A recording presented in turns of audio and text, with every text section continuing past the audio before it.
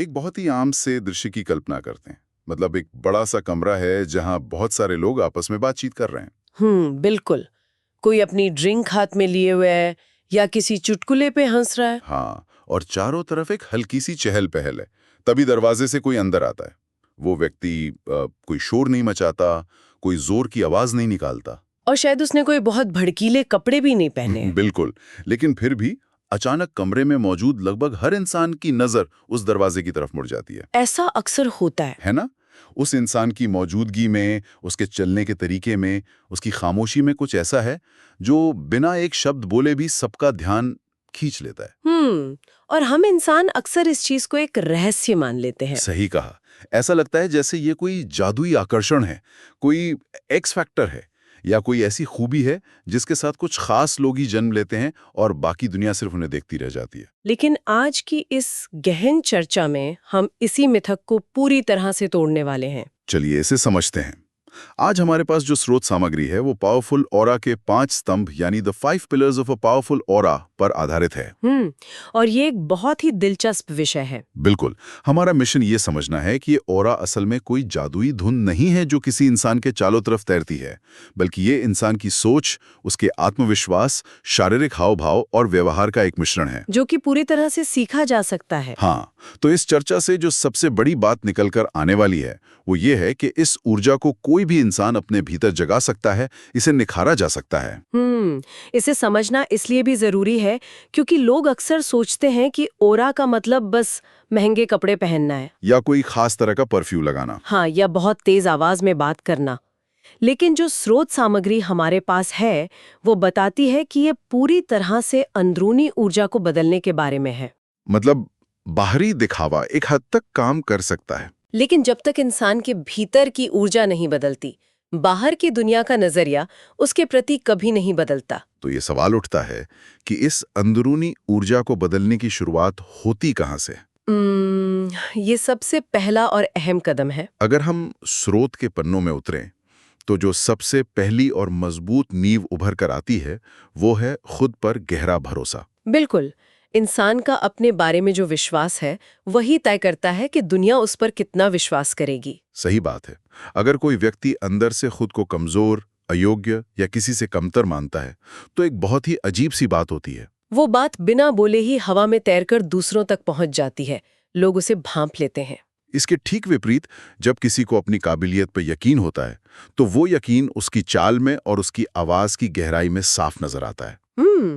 चेहरे की स्थिरता भी बदल जाती है क्योंकि इंसान का शरीर और उसका दिमाग एक दूसरे से लगातार संवाद करते हैं। ये बहुत गहरा मनोवैज्ञानिक सच है। अगर भीतर ये डर बैठा है कि मैं इस काबिल नहीं हूं, तो शरीर सिकुड़ जाएगा, नजरें चुराने लगेंगी। लेकिन अगर भीतर ये भरोसा है कि मैं सीख सकता हूं, मैं संभाल सकता हूं, तो कंधे अपने आप सीधे हो जाते हैं। और आंखों में एक स्पष्टता आ जाती है। लोग अक्सर इस वाइब को महसूस करते हैं, भले ही वे इसे शब्दों में बयान न कर पाएं। लेकिन देखिए, यहाँ एक बहुत ही व्यवहारिक पेच है। आत्मविश्वास कोई ऐसी चीज नहीं है जिसे बाजार से खरीदा जा सके, या जो रातों रात आसमान से टपक पड़े। बिल्कुल नहीं। ये छोटे छोटे सफल अनुभवों की ईंटों से बनता है। उदाहरण के लिए मान लीजिए किसी इंसान को पब्लिक स्पीकिंग से बहुत ज्यादा डर लगता है, तो अगर वो सीधे 1000 लोगों के मंच पर चला जाए तो उसका डर खत्म नहीं होगा, बल्कि शायद वो हमेशा के लिए घबरा जाएगा। इसके बजाय ये तरीका सुझाया जाता है कि पहले अपने 4 दोस्तों के सामने 2 मिनट बोलने का अभ्यास किया जाए। फिर किसी छोटी सी ऑफिस मीटिंग में अपनी राय रखी जाए। जब ये छोटी जीतें मिलती हैं तब जाकर वो नींव पक्की होती है। और इसके अलावा एक और बहुत दिलचस्प अभ्यास का जिक्र स्रोत में मिलता है। वो आईने वाला अभ्यास। हाँ, सुबह आईने के सामने खड़े होकर खुद की आंखों में देखना और कहना कि मैं सक्षम हूं, मैं सीख रहा हूं, मैं हर दिन बेहतर बन रहा हूं। ये सुनने में बहुत आसान लगता है, लेकिन इसका असर बहुत गहरा होता है। पर यहीं पर मेरे मन में एक सवाल आता है। अगर कोई अंदर से डरा हुआ है तो आईने के सामने खुद को सक्षम बोलना क्या खुद को धोखा देना नहीं है? मतलब उसका दिमाग तो जानता है ना कि हालात खराब हैं। ये एक अहम सवाल खड़ा करता है और सतह पर देखने से ये झूठ ही लगता है। बिल्कुल, ऐसा लगता है जैसे इंसान खुद से ही झूठ बोल रहा हो। लेकिन अगर हम न्यूरोसाइंस यानी मस्तिष्क विज्ञान के नजरिए से देखें तो इसका जवाब हमारे दिमाग की प्रोग्रामिंग में छुपा है। इसे धोखा देना नहीं कहते। अच्छा, तो इसे क्या कहते हैं? इसे दिमाग को एक नई दिशा देना कहते हैं। इंसान का दिमाग शब्दों और एक्शन से सीखता है और वो विरोधाभास को पसंद नहीं करता। मतलब वो कंफ्यूजन में नहीं रहना चाहता। सही कहा। जब कोई व्यक्ति छोटे छोटे लक्ष्य तय करता है, जैसे दोस्तों के सामने बोलना, और उन्हें पूरा करता है, तो दिमाग को सबूत मिलता है। तो आत्मविश्वास हमेशा काम करने से यानी एक्शन लेने से आता है। बिल्कुल, सिर्फ इंतजार करने से नहीं। जब इंसान आईने के सामने खड़े होकर सकारात्मक शब्द बोलता है, तो वो असल में अपने दिमाग को एक निर्देश दे रहा होता है कि हमें इस दिशा में सोचना है। हाँ, और अगर वो इसके साथ साथ छोटे एक्शन भी ले रहा है, तो दिमाग उस नई पहचान को स्वीकार कर लेता है। ये तो बहुत ही तार्किक बात है। एक्शन और शब्दों का सही तालमेल, यही वो नींव है जिस पर ऑरा खड़ी होती है। और ये बात हमें सीधे उस दूसरी बड़ी कड़ी की ओर ले जाती है जो हमारी ऑरा को बनाती या बिगाड़ती है, और वो है हमारे अंदर की आवाज, जिसे हम इनर टॉक कहते हैं। खुद पर भरोसे की नींव तब तक नहीं टिक सकती जब तक दिमाग के अंदर चलने वाली बातचीत सही ना हो। हम सबके दिमाग में दिन भर एक आवाज चलती रहती है। बिल्कुल, जो हर घटना पर टिप्पणी करती है। इसे एक रूपक के जरिए समझते हैं। बताइए। कल्पना कीजिए कि ये जो हमारी इनर टॉक है, ये किसी फिल्म के बैकग्राउंड म्यूजिक की तरह है। अच्छा, ये बहुत ही दिलचस्प तुलना है ना? अब मान लीजिए कि पर्दे पर एक बहुत ही साधारण सा दृश्य चल रहा है। एक इंसान एक खाली सड़क पर चल रहा है। अगर उस दृश्य के पीछे एक बहुत ही खुशनुमा और हल्का संगीत बज रहा हो, तो लगेगा कि वो इंसान सुबह की ताजी हवा का मजा ले रहा है, और दृश्य बहुत ही शांत लगेगा। लेकिन अगर उसी दृश्य के पीछे कोई बहुत ही डरावना, तनावपूर्ण और सस्पेंस से भरा संगीत लगा दिया जाए, बाप रे, तब तो अचानक वो खाली सड़क एक खौफनाक जगह लगने लगेगी। बिल्कुल, हमारी जिंदगी भी वैसी ही है। बाहरी परिस्थितियां वही रहती हैं, लेकिन हमारे दिमाग का बैकग्राउंड म्यूजिक ये तय करता है कि हम कैसा महसूस करेंगे।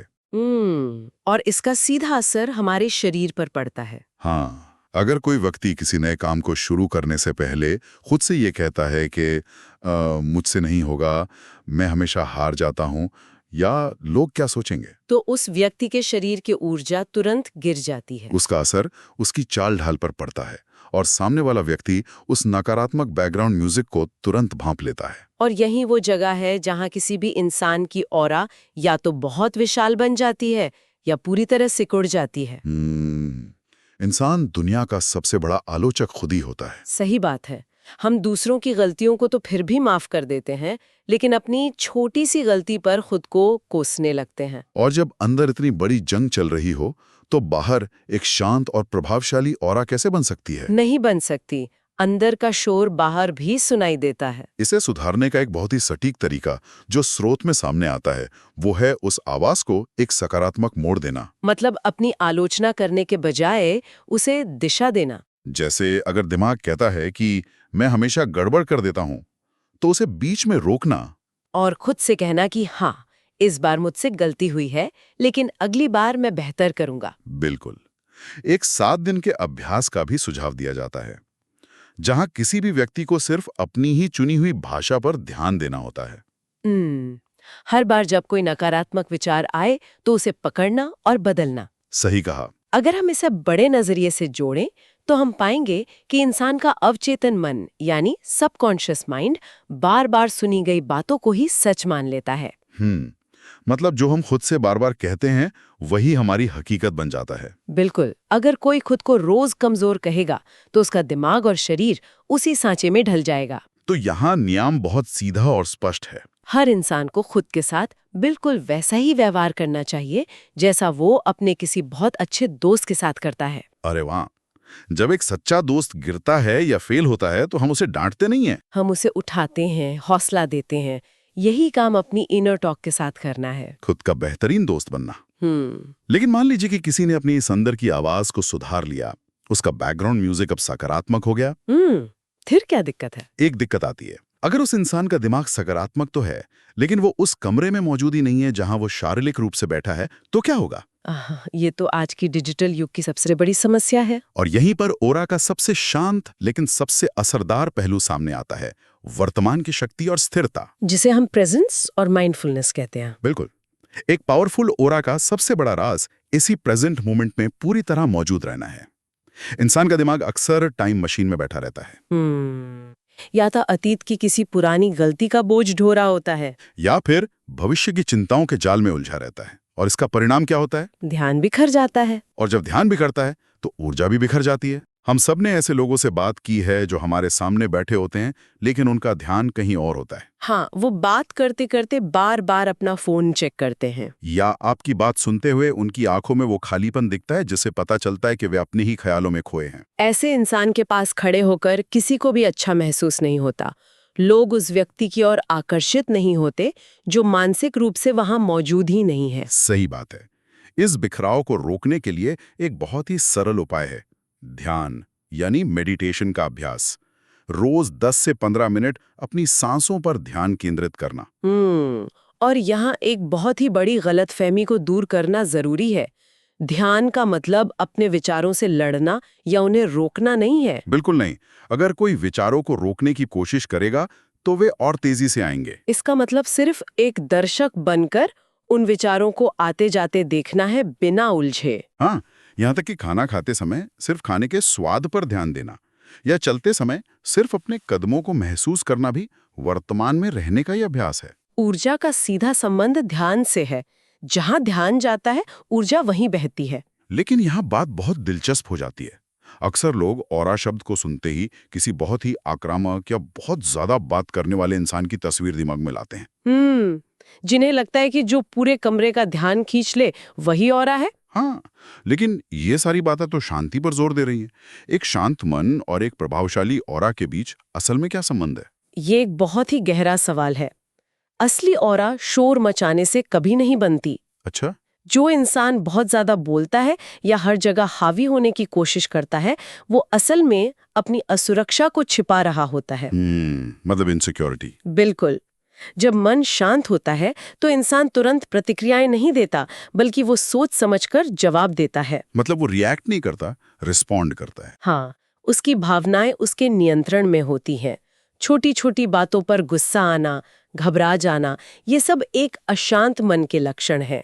इसके विपरीत जो स्थिरता एक शांत मन से आती है, वही व्यक्ति को दूसरों की नजरों में सुरक्षित और प्रभावशाली बनाती है। लोग उस इंसान के पास जाना चाहते हैं जो तूफान में भी शांत खड़ा हो। स्थिरता और ठहराव, ये बहुत ही प्रभावशाली विचार है। और जब ये मानसिक शांति इंसान के शरीर के माध्यम से बाहर आती है तो वो बॉडी लैंग्वेज बन जाती है, जो बिना एक शब्द बोले भी सामने वाले को पूरी कहानी सुना देती है। बिल्कुल। मनोविज्ञान के आंकड़े बताते हैं कि बॉडी लैंग्वेज किसी भी इंसान की ऑरा को लगभग 80% तक प्रभावित करती है। 80%? ये बहुत बड़ा नंबर है ना? सिर्फ अच्छे शब्द बोलना काफी नहीं है। अगर किसी के शब्द बहुत कॉन्फिडेंट हैं, लेकिन उसके कंधे झुके हुए हैं, पैर सिकुड़े हुए हैं, तो उसका शरीर दुनिया को चीख चीख कर बता रहा है कि वो इंसान असुरक्षित महसूस कर रहा है। या जेब में ना रखना, क्योंकि ये बचाव की मुद्रा मानी जाती है। एक ऐसी चाल जो ना तो हड़बड़ाहट से भरी हो और ना ही बहुत सुस्त हो। एक संतुलित चाल, चेहरे पर सहज मुस्कान और हाथों का स्वाभाविक इस्तेमाल। आईने के सामने कंधे सीधे करके अपनी मुद्रा ठीक करने का अभ्यास पूरी उपस्थिति को बदल सकता है। तो इसका असल मतलब क्या है? हम यहाँ एक शारीरिक मुद्रा बदलने की बात कर रहे हैं। क्या शरीर की मुद्रा बदलने से सच में भावनाएं बदल जाती हैं? जीव विज्ञान और मनोविज्ञान दोनों कहते हैं कि हाँ, बिल्कुल बदल जाती हैं। इसे फीडबैक लूप कहते हैं। मतलब शरीर दिमाग को प्रभावित करता है? बिल्कुल।